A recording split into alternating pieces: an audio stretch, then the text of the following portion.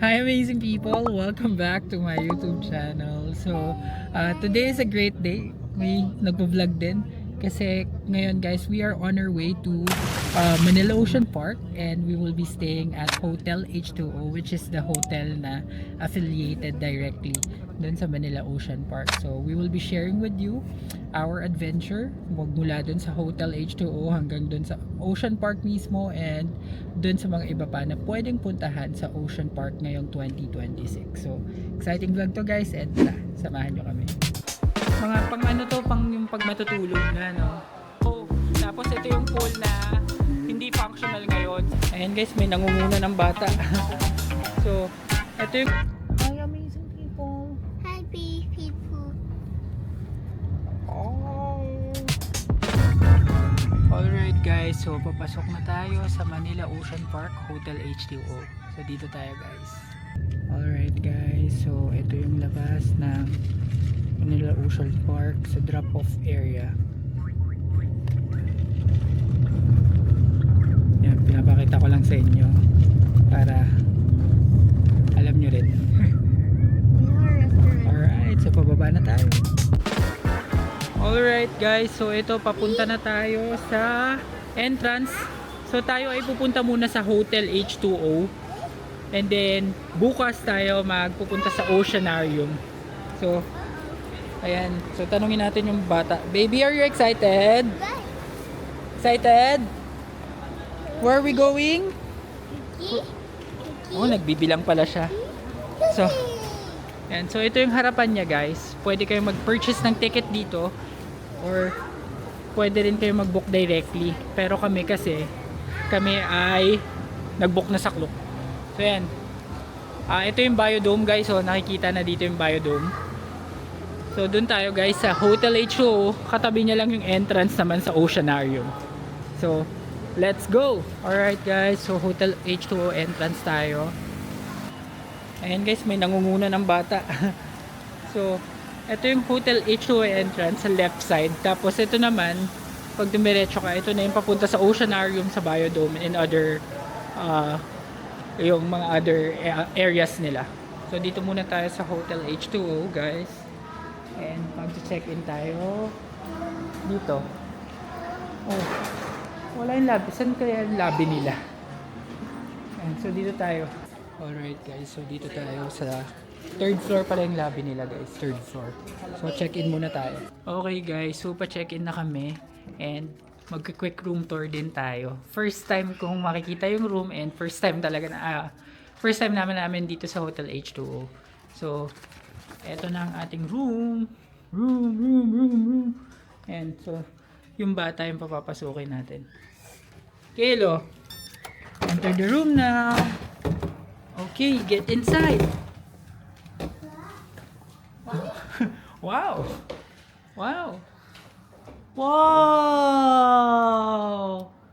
What are those? What's that? Fish.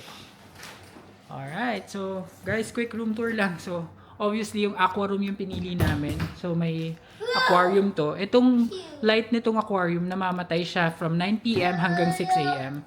Tapos ito yung bed niya.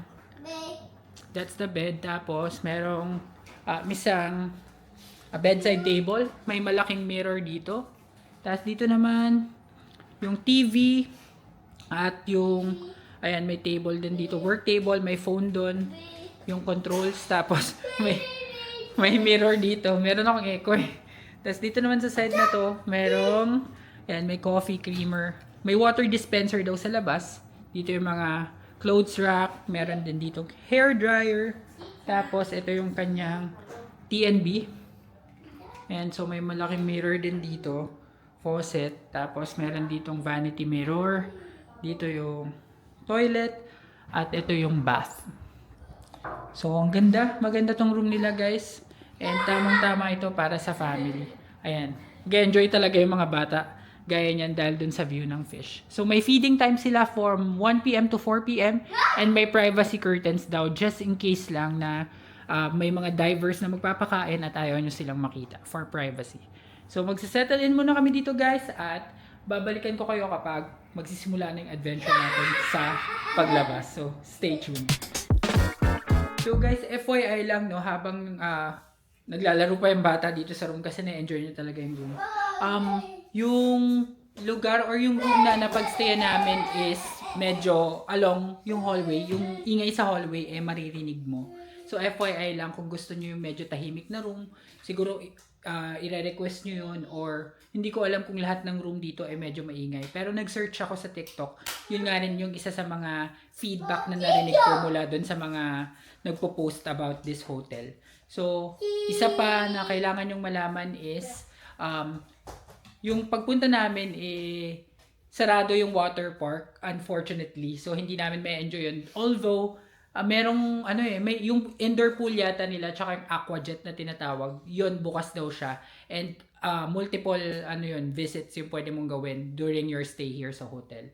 So part na rin siya nung binook namin. And meron din tong kasamang breakfast buffet. Tomorrow mapapakita ko sa inyo yung buffet breakfast nila. And all this guys is binuko ko for like about 5,900 pesos including the discount dahil binuko yun sa Klook. And if you'll do the same, please do not forget to use my promo code AMIELKLOOK na pwede nyo magamit one time for new account. So gawa na lang kayo maraming account para magamit niyo yung promo code ko. So always book it via Klook. So ngayon ay maghahanap kami ng makakainan dahil nagugutom na sila at tayo ay bababa para kumain. So, let's go. One more. Say hello. Say hello to them. Hi, guys. Alright, guys. So, pababa na kami ng ground floor. Nasa third floor kami. Same level lang ito nung reception. So, ito. Pakita ko lang sa inyo. Ayan, so dito sa part na to guys, so dito kami nag-check-in kanina. Tapos, eto, makikita mo na yung baba. Ayan. May diner doon, tapos may parang kids rides dito. Tapos, pag dumiretso ka dito sa side na to, may function area din sila na maliit. Hindi pala maliit. Ayan. Parang waiting area, tapos view of the sea. So, here, we're going to take a closer look here. Ayan, so dito din yata yung breakfast area for tomorrow. Tapos ayan yung Manila Bay. Ayan, makikita nyo. Dito ang Manila Bay. Ayan, enjoy na enjoy yung batag. Are you happy, baby? Bye. Wow! Baby pool! Yes. That's not swimming pool, that's the ocean. Okay, so ikot muna tayo guys. Kasi dito parang nakita ko yung gym. And may play area din for the kids here. Although, lang siya, mostly tables and chairs. Siguro, naayos pa nila. So, dito tayo sa side na to, guys. Pakita ko din sa inyo ang kanila namang recreational facility or yung gym. Actually, nandun yung gym eh. Wala palang daan dito. Mga meeting rooms pala to. So, ikot tayo dun sa kabila, papunta dun sa gym. Pero, ayan o. Yan, kitang-kita. Salamin na pala to. Yan. Okay, so baba tayo. Ikot tayo sa kabila, papunta sa gym. Sandali lang guys. Kung hindi pa kayo nakasubscribe sa channel na ito, mag-subscribe na kayo sa AJ TV Amazing Travels dahil malaking tulong yun para sa akin na may pagpatuloy ang paggawa ng mga ganitong klaseng travel videos. Kaya ano pang hinihintay ninyo? Subscribe na. Now back to the vlog. Alright guys, so ito yung sinasabi kong gym. So, and so meron sila dito mga hindi pala ito elliptical. Yung tapos merong ab machine. Hindi ko alam kung anong tawag dito, nalimutan ko na. Tapos may kettle, may ball. Tapos ito, may leg press. Ito yung elliptical. Grabe mga treadmill, ang gaganda. Tapos meron din mga dumbbells here. Tapos meron silang cable crossover. Compact cable crossover machine. Ayan. Tapos meron din sila ditong ayan, lying leg curl. Tapos ito seated naman na leg back extension. Back extension pala to. Tapos ito may lat pull down, may chest press sila dito.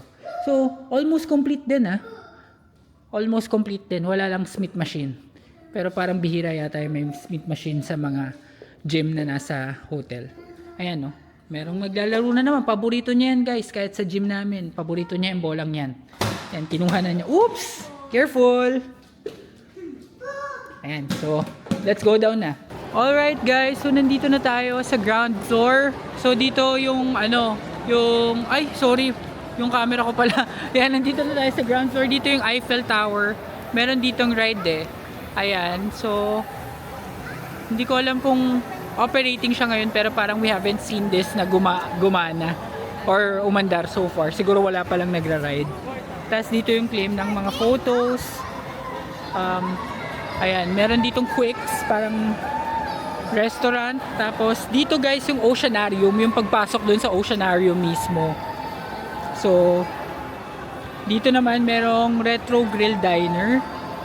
Ayan, so meron pang mga doon, mga mapupuntahan doon. Pero syempre yung bata gusto niya tong matry. So gusto rin namin sana siya pasakayin dito, kaso nga lang walang nag-ooperate. Siguro mamaya, check natin mamaya guys.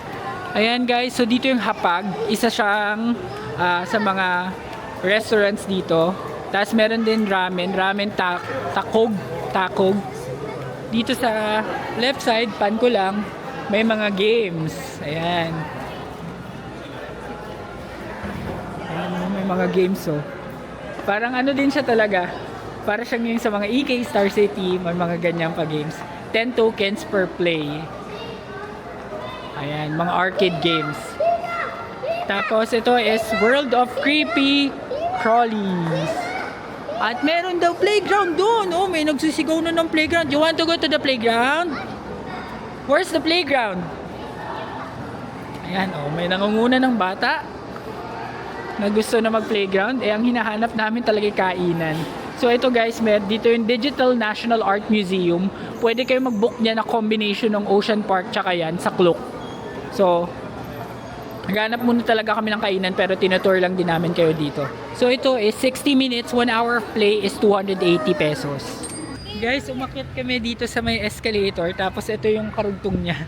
Ito na pala yung dagat, Manila Bay. Ayan. So sa second floor na kami guys. Nandito kami sa second floor area. And ito yung kaninang nakita doon. Ayun yung third floor yung nandun. Ayan. So yun lang naman, inikot-ikot lang namin siya para at least familiar na kami dun sa lugar. At alam na namin kung saan yung mga pupunta-puntahan. Although maliit lang to guys. So hindi talaga kayo maliligaw. So babalik kami sa loob para makita kung sa second floor ba may mga kainan din or meron pang activities na pwedeng magawa. Ayan guys, so nandito na tayo ulit sa loob. So ito yung Makan. Diyan yung buffet. Makan. Diyan yung breakfast buffet bukas. Ito yung sa kabila niya. And may mga souvenir items na tinda dito. Ayan, for the kids talaga. So, mag-enjoy talaga yung mga kids kapag nandito sila. At talagang malilibang yung mata. Tapos dito may mga claw machine. May mga claw machine sa area ito. At mga souvenir area din dito. Ayan. Siyempre yung mga price di pa kami nag-check. Magkano yung ganyan? Ito yung mga ganitong hat. Ayan. This one is 350 pesos. Ayan guys, ang kaligayahan ng bata. Pag nakakita talaga sila ng mga makukulay, attracted talaga sila doon. So ang token pala dito guys is 10 pesos each. So kung 10 tokens yung kanina, 100 yung game doon kanina, yung mga arcade games. Alright guys, nandito na kami sa may mga mas malalaking souvenir area. And my kids t-shirt is for 350 pesos. In fairness, hindi siya ganun kamahal ah. Hindi siya ganun kamahal, to be honest. Hindi siya ganun kamahal. So, ayan. Nanlalibang na naman yung bata. Ayan, may mga ganito oh. Oops, mahuhulog ko. Okay, ayan. Tapos yung mga ito stingray. Ito yung seal. Ayan, ang dami mga interesanting bagay na pwede kayong mabili, pampasalubong or para sa mga anak din ninyo. Ayan. Okay. Ayan guys, mga jellyfish. Ang cute oh, mga jellyfish na pailaw. Mga pang yung pag matutulog na no. Ayan. Pero dito sa kabila, accessories na ano din, ocean theme. Ayan, mga starfish, jellyfish. Ayan. So, let's proceed to the next part. So guys, ito yung pinaka ano nila, legend or yung map nila. Ayan. So bukas, doon tayo sa Ocean Park naman tsaka sa Biodome. So, ngayon dito muna tayo, enjoy muna yung hotel stay at yung mga makikita natin. Hey guys, so we are back. So we decided di muna kami kakain.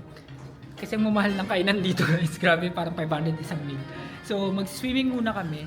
And meron parang papafill out sa inyo na form para dun sa swimming. Tapos ipapapalit siya. I-claim mo siya ng actual ticket doon sa may reservation. So babalik tayo doon. Papakita mo yung parang papel na pina-fill outan nila sa inyo along with a valid ID para makapag-swimming kayo. So hanggang 6 PM lang yung pool nila guys. Kaya meron na lang kaming more than an hour para ma-enjoy yun. So punta muna tayo, balik tayo dun sa reservations. Ayan guys, dyan sa reservations, ito yung bibigay sa inyo, papafill outan to sa inyo ng receptionist. Tapos papapalitan natin dito. Okay guys, meron na tayong mga tickets. Papunta na kami dun sa Aquajet and indoor pool nila. And ito is good na hanggang bukas. So sa whole duration ng stay mo doon sa buong hotel H2O, pwede mo to magamit. So only na to. Yung sinasabi ko kanina na yung parang pinaka aqua park nila, yun nga yung close ngayon. May one time pass sana kami doon habang naka-check-in kami sa hotel. Yun sana yung plano namin today, but since ano nga siya, under renovation siya this month, hindi namin siya magagawa. Guys, andito na kami sa may pool area. May ramp play dito. Yung pambata. Yung mga bike na parang tinutulak lang nila. This is 200 per session. Yan. So, dito guys, sa may pool, papafill out kayo ng waiver. Tapos ipapresent yung tickets nyo. So, dito yun. Okay guys, so nandito kami sa locker. Free yung locker for hotel guests. Tapos, meron libreng dalawang, or pwede manghiram ng towel. Tapos, kapag walk-in ka dito, tapos magsiswimming ka dun sa indoor pool, 480 pesos yung bayad. So, ang mahal. So, mas maganda mag-check-in ka na lang para magamit mo yung pool. Ano lang, sad lang ng konti kasi nga yung may mga slide na pool, hindi namin magagamit dahil under renovation. So, ito na. Excited na yung bata dahil nakapag-bihis na siya. Say hi, baby! Hi! Say hi! Say hi to them! Baby, say hi! Hi vlog! Ayan. So, papunta na kami ulit dun sa swimming pool para masimulan na tong swimming pool na to. So guys, ito yung mga show yung sa Sea Lion show. Tapos ito yung pool na hindi functional ngayon. Sayang talaga. Gusto pa naman namin ni Kale mag-slide. Tapos dito yung indoor pool. Ayan. So hanggang dito na lang muna yung video kasi privacy ng mga tao. So, let's go! Alright guys, so ito na. Mag-swimming na ang bata. Okay, ready? Wow! Wow! Yay! Oh no! Is it cold? Abot ba niya? Ayan, medyo nangangapa pa sa lamig pero gustong-gusto niya mag-swimming. So swimming time muna tayo guys. Guys, surprisingly, sa part na to ng tubig, itong pool na to, na medyo may part na open, mainit yung tubig, warm water, so mas nakaka-relax siya. So, pinili namin mas magstay dito kaysa dun sa aqua pool, kasi dun medyo malamig yung tubig. So, mas enjoy dito kahit mababaw lang yung pool. Okay guys, so kami ay paalis na dito sa pool. And 5:45 pa lang nagtawag na yung nag-call na sila na umahon na. So, nag-order na rin kami ng Grab para makatipid kasi mahal food dito. Actually, ito na si Kuya. Bye! Hi guys! So, nandito na kami agad sa room guys. And ito nga, nag-order lang kami sa Grab ng food kasi nga mas mahal kapag dito sa restaurant. And nag-allow naman sila. Tapos nanghingi lang kami ng ice dun sa Manam. Tapos, ay makan pala. Tapos dapat mag-ask din, manghiram sana ng plato kasi hindi daw sila nagpapairam. Disposable spoon and fork naman nagpairam sila. So, kain muna tayo. Alright guys, so in-enjoy lang namin yung stay dito and so far so good. Ang gagawin natin magpapahinga na muna tayo and 9 PM isasara na tong or papatayin ng ilaw ng aquarium kaya in-enjoy na namin yung view and nakaka-relax talaga siya. And samahan nyo ulit ako bukas dahil meron pa tayong buffet breakfast. So stay tuned. Hey guys, good morning. So today is our second day dito sa Hotel H2O and papunta kami dun sa Makan-Makan sa breakfast area nila para mag-breakfast buffet. So, papakita ko sa inyo. Stay tuned. Okay guys, so nasa second floor atong Makan-Makan Asian Food Village. So, ayan. Dito ang ating breakfast at dito tayo kakain. So guys, papasok na tayo. Ayan. Quick peek sa kanilang buffet. So, meron tayong fried rice, pasta. Uy, ampalaya with egg. Then scrambled egg, daing ng bangus. May roasted chicken pero i-refill pa ata. Tapos, ayun lang ata yun. So, balak namin pumesto sana sa labas kaso umuulan kaya walang tables and chairs sa labas. So, dito na lang kami. Guys, may salad din pala dito. Salad station. And may fruits. And then dun sa kabilang yun, merong lugawan. So, ayan siya guys. Kuha muna kami food guys. So guys, kumuha lang kami ng food na marami. Para hindi na kami maghahapunan ng 3 taon. Ayan. So, kumuha kami ng roasted chicken, yung bangus, tapos ampalaya, egg. Tapos kay baby, lugaw. Ayaw niya pa ng lugaw kasi mainit. So, kain muna tayo guys. Alright guys, so nakabalik na kami dito sa aming room. And dahil dyan, i-end ko na muna ang vlog na ito. Maraming salamat sa lahat ng nanood ng episode na ito ng ating Hotel H2O vlog. At kung nagustuhan ninyo ang video ito, please give me a like, comment, share, and subscribe to my channel. And do not forget to hit the notification bell para updated kayo sa aking future vlogs. Abangan sa next episode ang ating exploration sa Ocean Park, Biodome, at sa Digital Art Museum. Yun lang guys, maraming salamat. Bye!